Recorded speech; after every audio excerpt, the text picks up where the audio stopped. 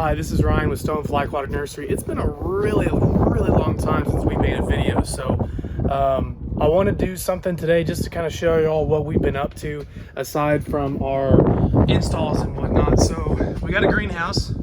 As you can see, it's only been up for about a month, and then we had Christmas, so we haven't really done much with it. But we've moved some cannas and thalia in here. These are kind of my own little personal pet projects, elderberry and some button bush right there.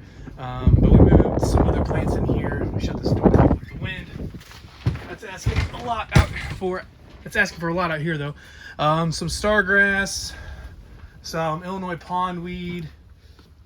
Oh man, this looks terrible. There's some white lilies in here. Most of them are pretty well shut down, you can see, and then that one's empty. But so we've got 4 more boxes that we're going to work up, and this is our extra plastic liner from the greenhouse itself, and that's extra liner from making these 2 ponds. But what we're gonna do with this one is we're just gonna go grow bare root plants. So we brought our topsoil in, and we're just gonna put a 3-4 inch layer of that topsoil in here. And what that does is it lets those plants kind of do their own thing.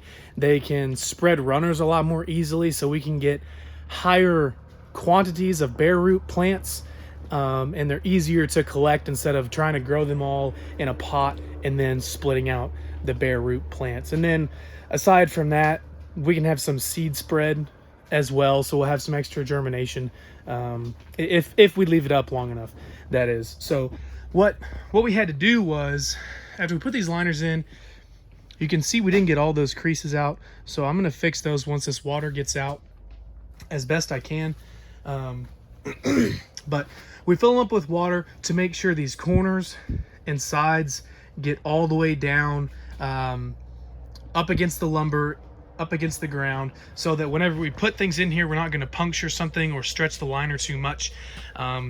And that's especially important when you're dealing with topsoil. So some of this has some clay in it, like there's a little clay ball right there. Here's another one right here. A lot of that will break up on its own, but every now and then you get one that has just enough gumption that it could potentially harm that rubber liner. So we want to make sure that we've got that liner out as far as it can be. Sorry for the super mega close-up. One other little project I want to show y'all is another bare root box that we're doing outside, no greenhouse. We just put it out there, and we had one of these like this before, and it's actually the same box that we had set up at the other place. But we didn't set it back up until, I don't know, about a month ago, about the same time as the greenhouse. And it's pretty thin. As you can see, we planted most of the stuff when it was already dormant, so that's why it looks so thin. But we've got some pickerel weed over here, some spike rushes there.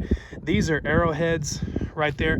And there's, I don't know if you can see it, this stem right there is some frogs fruit, and some of that was doing okay even after we got some of those cold snaps.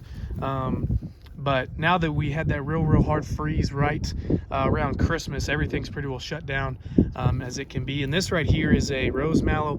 That one was a little big when I moved the bare root, so we'll see what it does.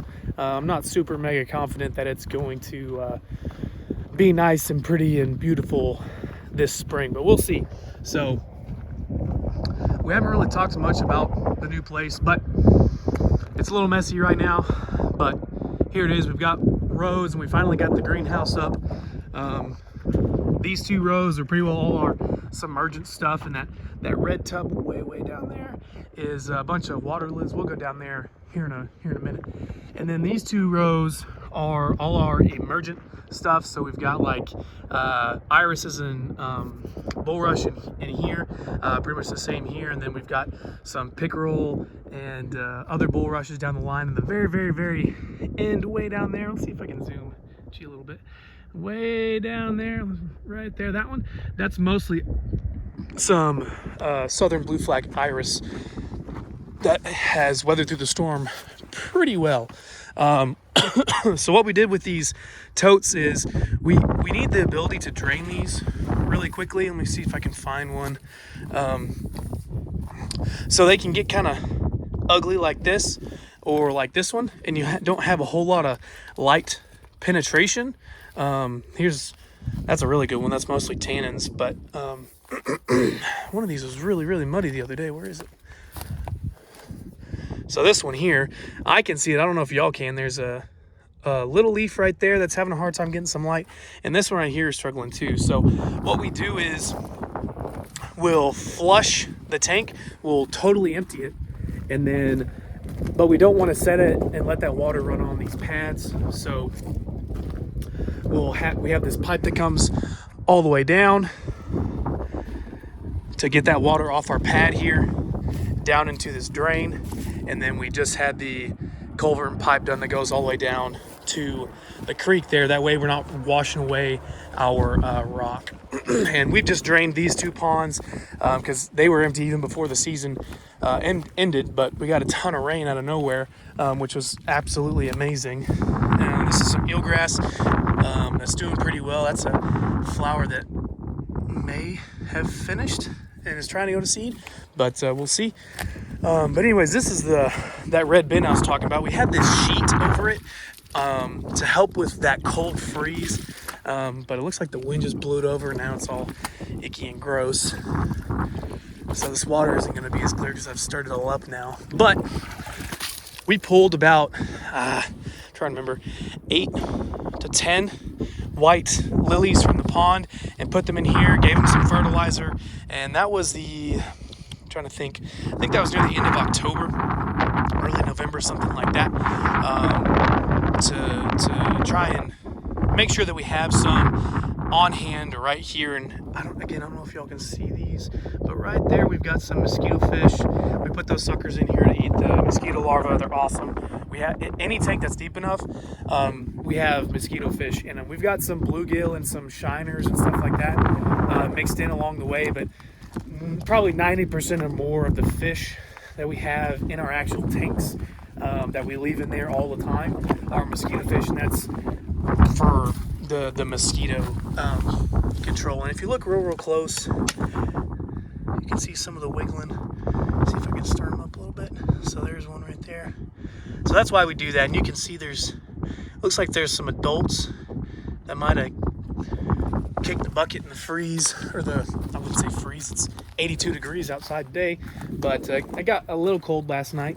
But anyways, yeah, that's just a real quick rundown of what we've been doing. Again, I just wanted to do this because we've been busy and hadn't been doing videos, so I wanted to show y'all where we were, what we were doing. We're still having fun, having a blast, and we're looking forward to the spring.